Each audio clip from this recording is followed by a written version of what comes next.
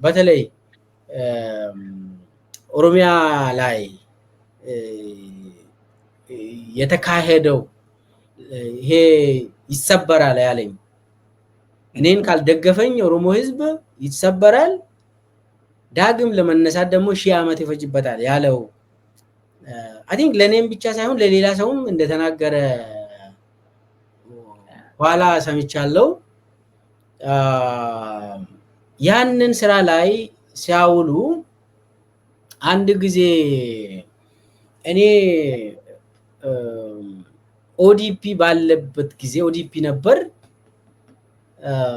አንድ ስብሰባ ነበር ቤተ መንግስት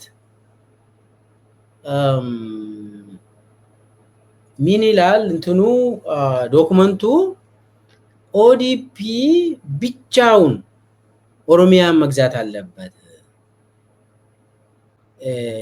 ተቀናቃኝ ፓርቲ መኖር የለበትም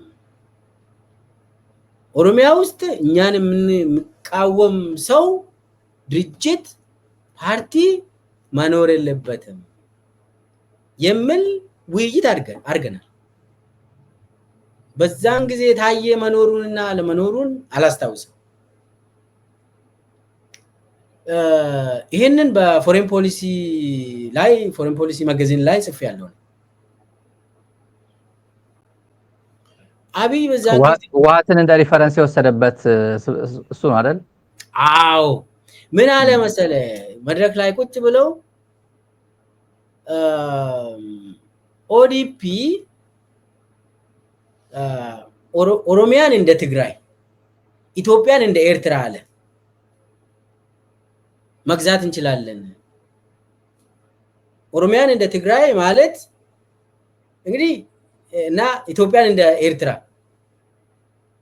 ኢትዮጵያ ላይ ምርጫ ራሱ ላያስፈልግ ይችላል አለ ምን ኤርትራ ምርጫ ያካሂዳሉ እንደ ምናምን አለ ህወሓት ብቻውን ነው ኦሮሚያ ማን ነው ትግራይን የገዛ እኛም ኦዲፒዎች ኦሮሚያን ለብቻ ነው መግዛት ያለብን አለ አንደኛ እኔ ጥያቄ አንስቻለሁ አንደኛ ትግራይ የህወሓት አመጣጥና የኦዲፒ አመጣጥ አንድ አይደለም ህወሓት ለትግራይ ህዝብ ታግሏል ማይካድ ሀቅ አሁን ህወሓት ያለበት እኛ በዛን ጊዜ ማለት ነው የህወሓት ኢትዮጵያ ላይ እንደዚህ ፈጸመ እሱ ሌላ አጀንዳ ነው ግን የትግራይ ህዝብ ከህወሓት ጋር ያለው ግንኙነት ከኦዲፒ ከኦሮሚያ ጋር ያለው ግንኙነት ጋር በምንም ተአምር የሚወዳደር አይደለም ኦዲፒ ኦፒዲዮ ማን ነው የፈጠረው ብያነሳው የት ነው የተፈጠረው የኦሮሞ ህዝብ ነው እንደ ኦፒዲዮን የፈጠረው እንዴት ነው የምታወዳድረው ህወሓት ወደንም ጠላንም ብዙ ችግር አለበት ነገር ግን በትግራይ ልጆች ነው የተፈጠረው በቃ ምንም ማድረግ አትችልም እሱ ራስን እንደ ህወሓት መውሰድ አትችልም ኮንቴክስቱም የተለያየ ነው የትግራይ ጉዳይ የህወሓት ጉዳይ ትግራይ ህዝብ ይወስናል በኢትዮጵያ ደረጃ ደግሞ እኛም ተሳትፈን ወስነናል ዲሞክራሲ ያስፈልገናል ብለን ነው የታገልነው እንዴት ኦሮሚያን እንደ ትግራይ ከህወሓት እንማር እንዴት ትላለን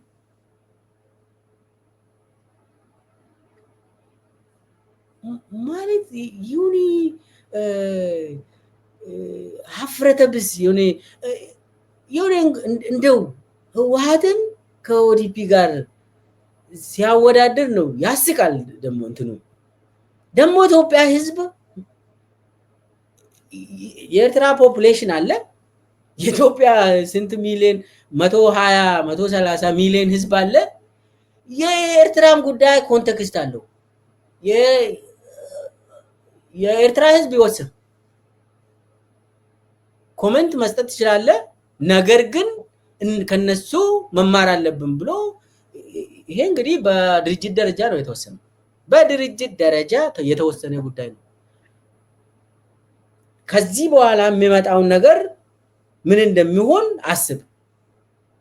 ይሄ ነገር ኦዲፒ በህይወት እያለ ነው ይሄ ነገር የተወሰነው። ከዛ በኋላ ውሳኔው ኦፌኮ ያውቃሉ ይሄን። ስለዚህ ኦፌኮ ኦነግም ያውቃል ይሄ መረጃ ላቁ ይችላሉ ማለት እኔ በኦሮምኛ ሲናገር ነበር። ይሄ ላለፉት 4 አመታት ብዙ በአፋን ኦሮሞ በየጊዜው ሲናገር ነበር። ምናልባት በአማርኛ ከዚህም በፊት አላወራውም እና አልተናገርኩም። እና ከዛ በኋላ ዶክመንቶች ተዘጋጁ። የሴሊዲና ማጽዳት የሚባል ሴሊዲና ማለት የጠላት ህዋስን ከኦሮሚያ ማጽዳት የሚባል ዶክመንት ተዘጋጀ። ዘመቻዎች ተጀመሩ። ኦዲፒ ያለ ሽመልስ አብዲሳ የኦሮሚያ ፕሬዝዳንት ሆኖ ከተመረጠ በኋላ ይሄ ዶክመንት የጠላት ህዋስ መዋቅር ከኦሮሚያ ማጽዳት የሚል ዶክመንት ተዘጋጅቶ እኛ ካቢኔዎች ያንን ዶክመንት ይዘን ወደ ታች ወርደን መዋቅርን የወረዳ አመራሮችን አስተምረናል።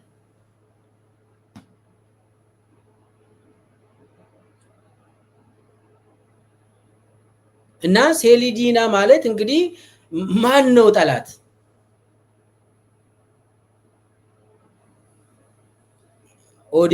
ኦዲፒን የሚቃወሙ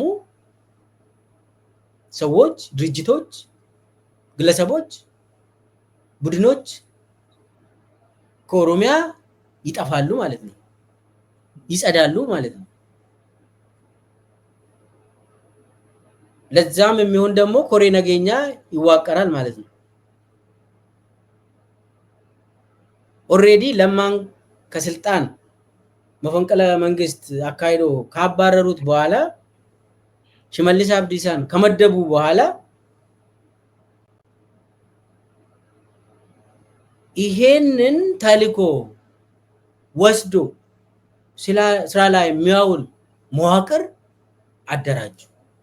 ኮሬ ነገኛ የሚባል በበላይነት በሽመልስ አብዲሳ የሚመራ አይ ቲንክ ነሐሴ 2019 ነው ይሄ ነገር የተቋቋመ የጠላት ህዋስን ማጽዳት የሚባለው ዘመቻ። ከዛ እሱን ተንተርሶ የኮሬ ነገኛው የተቋቋመ ማለት ነው። እና ከዛ በኋላ ይሰበራል የተባለው ህዝብ አንደኛ በዞን እንዲከፋፈል ማለት ይከፋፍላሉ። የመጀመሪያ ታርጌት የነበረው የወለጋ ኦሮሞ ነው። እኔ ይሄንን መንግስት ውስጥ ያለው አቋም ነው። እኔን ካልደገፈኝ ኦሮሞ ይሰበራል ተብሎ ለዛም ዶክመንት ተዘጋጅቶ አመራር ተመድበው ለአመራሩ የመጀመሪያ ተልዕኮ የወለጋ ኦሮሞ ሸኔ ናቸው ብሎ በግልጽ ይወራል በድርጅት ጽሕፈት ቤት። ይሄ የአደባባይ ምስጢር ነው። በዶክመንት ብቻ ሳይሆን እኔ አሁን ምዕራብ ሸዋ ነኝ የተወለድኩት። አወሉ አብዲ አንድ ጊዜ አሁን የምክትል ፕሬዝዳንት ነው። በዛን ጊዜ የኦህዴድ የኦዲፒ ጽሕፈት ቤት የገጠር ዘርፍ ኃላፊ ነበር ማለት ዞኖችን እና ወረዳዎችን እሱ ነው የሚመራ።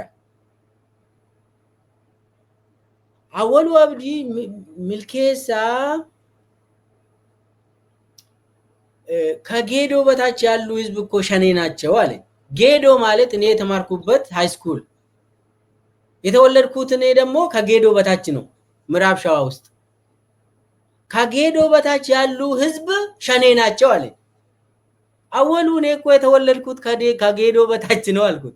እንዴ አንተ ወለጋ ነህ እንዴ አለኝ። አይ ወለጋ አይደለሁም ግን ከጌዶ በታች ነው የተወለድኩት አልኩት። ደንግጦ አወሉ በአደባባይ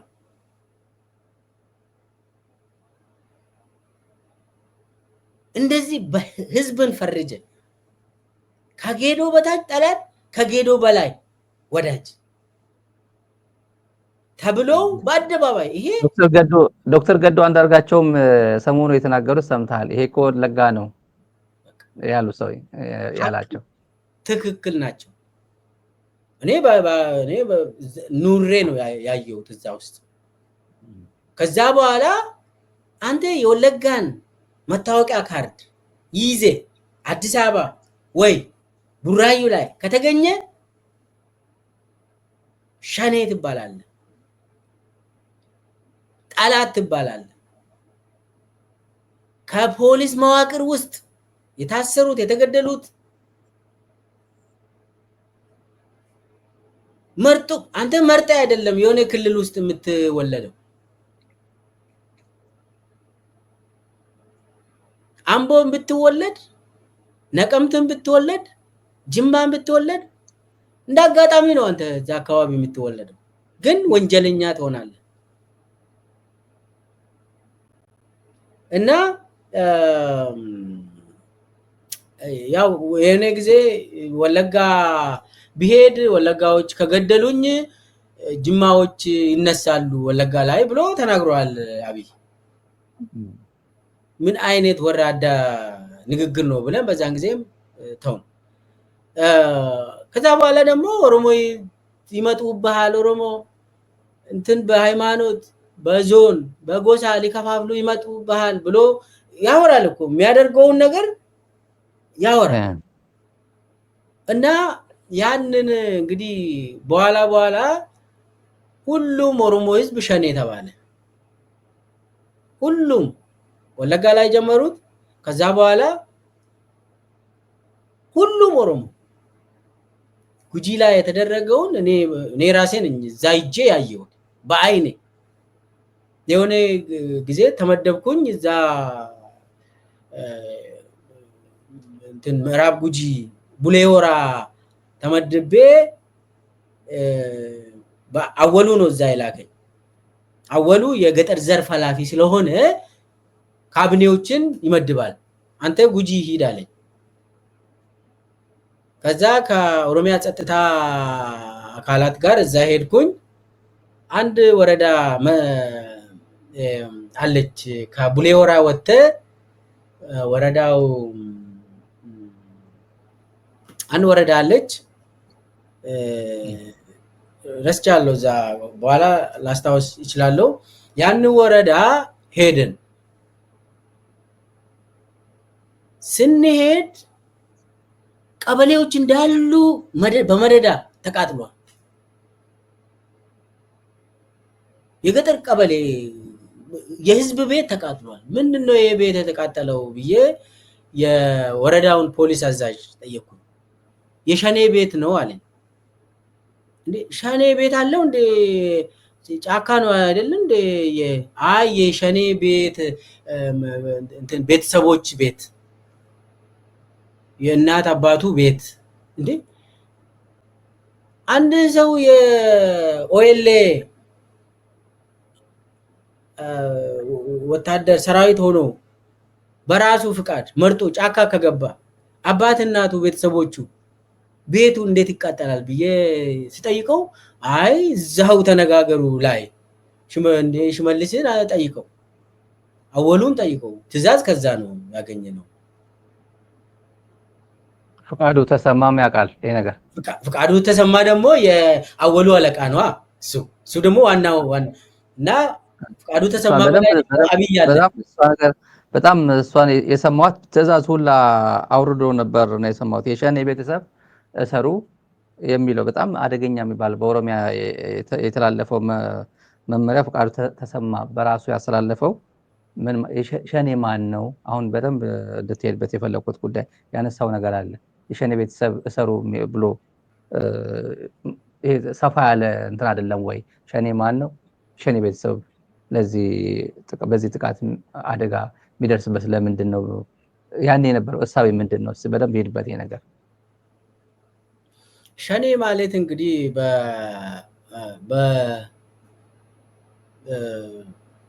የምትወስደው ሙሉ በሙሉ ኦሮሞ ማለት ነው። ሸኔ ማለት በፖለቲካ ሚኒንጉ በዳቦ ስሙ እነሱ የሚሉት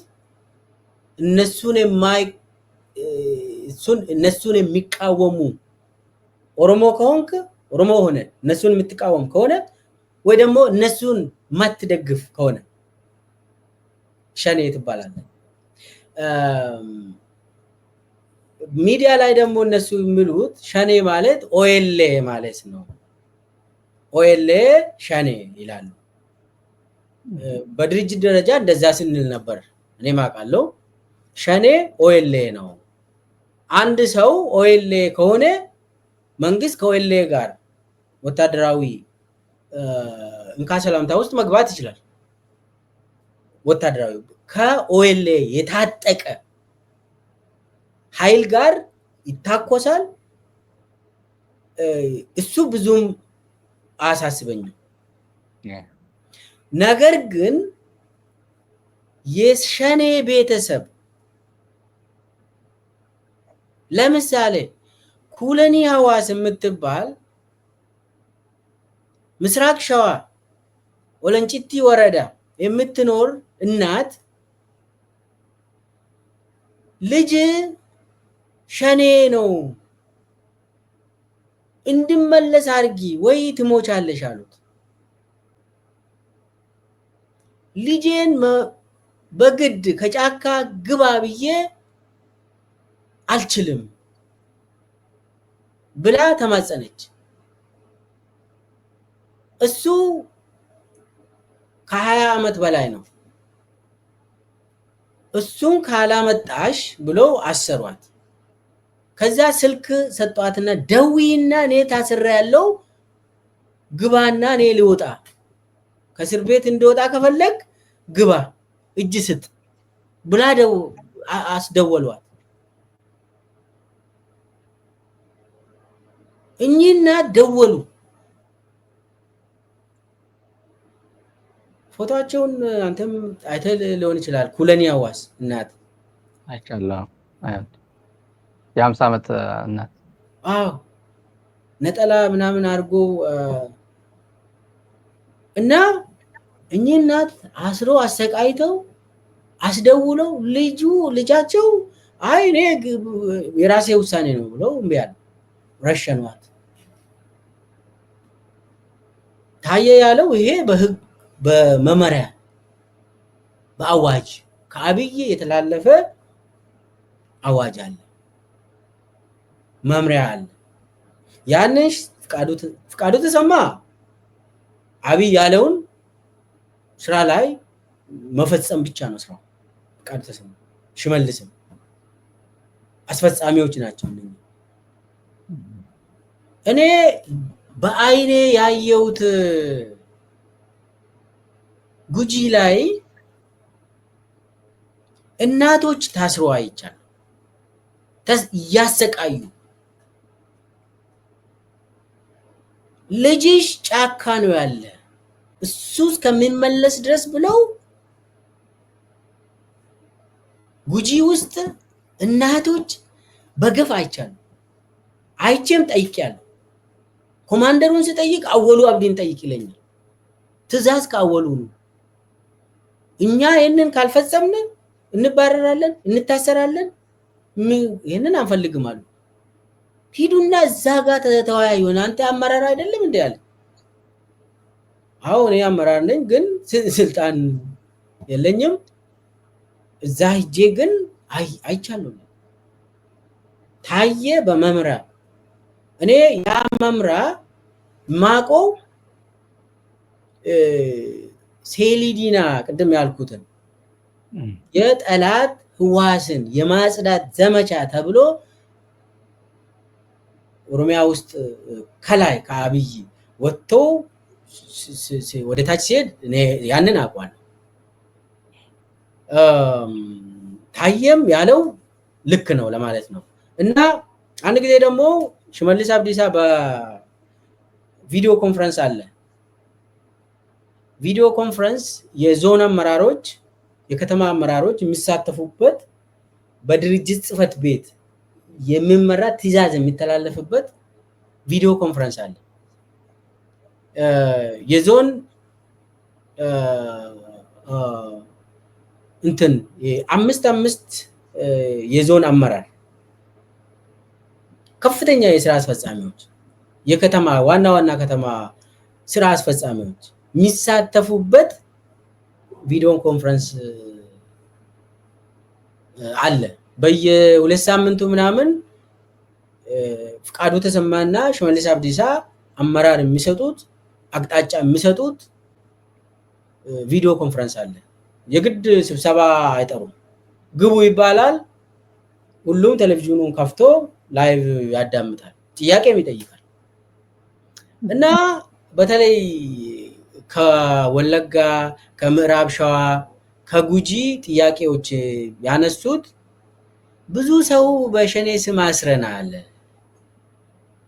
መዓት ነው ደግሞ እህል ስለሌለ ምንድነው የምንመግባቸው ብለው ሰዎች ጠየቁ።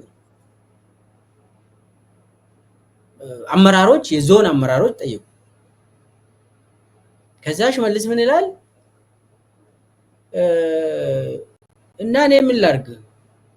የምታደርጉትን አድርጉ እንጂ የምታደርጉትን አድርጉ። ዋንጎ ተንጎዳ እኔን አትጠይቁኝ፣ የምታደርጉትን አድርጉ አለ።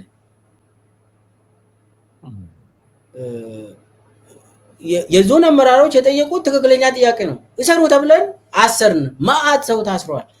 ዳቦ እንኳን እኛ የለንም አንሰጣቸው፣ የት ነው የምንወስደው ብሎ ሲጠይቁ የምታደርጉትን አድርጉ ብለው ትዕዛዝ ሲሰጥ እኔ እዛ ነበርኩ። የምታደርጉትን አድርጉ ብሎ ሽመልስ አብዲሳ ለዞን አመራሮች የምታደርጉትን አድርጉ ማለት ምን ማለት ነው? አሽሙር እርምጃ ወሰዱ ሊሆን ይችላል። እኔን አትጠይቁኝ፣ የምታደርጉትን አድርጉ አለ። እሰሩ እኮ ይሰሩ ተብሎ ትዕዛዝ ነው። ታስሯል። እነኚህ ሰዎች እኮ ከማሰር የበለጠ ሌላ እርምጃዎችን ወሰዱ ማለት ነው።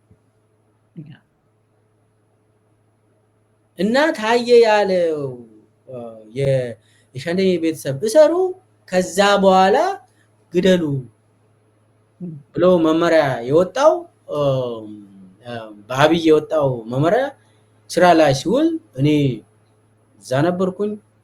ተመድቤ መጨረሻ አካባቢ የድርጅት ጽህፈት ቤት ውስጥ ነበርኩኝ እኔ። ለዛ ነው እቺን ኦፖርቹኒቲ ያገኘው። የፍቃዱ ተሰማ አማካሪ ብሎ መደቡኝ። ፍቃዱን አግኝቼ ምንድነው አንተን ማማክረው ብዬ ጠይቅ፣ ዝም ብለህ ደግሞ ዝም ብላ ማለት ነው አለኝ። እዛ ግን እኔ የተወሰነ ጊዜ እዛ ማያቸው የሚሰማቸው ነገሮች በጣም ለጆሮ የሚሆን አይደለም። ትንሽ አንድ ሁለት ወይ 3 ወር በላይ እዛ አልቆየውም። ትቼ ቤት የገባው እነሱም መኪና መልሳሉኝ፣ መለስኩ። ከቤት ውጣ ተባልኩኝ። ቤቱን ወሰዱት። ከዛ በኋላ ዲያስፖራ ማህበረሰብ ነው እና አንድ ስማቸው መጥቀስ የማልፈልግ ከሀገር ቤትም ያገዙኝ ቤት የተከራዩልኝ ጎሮ ነው የተከራየሁት መጨረሻ ከሀገር ሳልወጣ በፊት እና ኦሮሞ ይሰበራል፣ ዳግም ለመነሳትም 1000 ዓመት ይፈጅበታል ተብሎ በእቅድ ተይዘው ኦሮሞን የመስበር ጉዳይ በጣም የሄዱበት ምንም ግልጽ የሆነ ነገር ነው ለማለት ነው።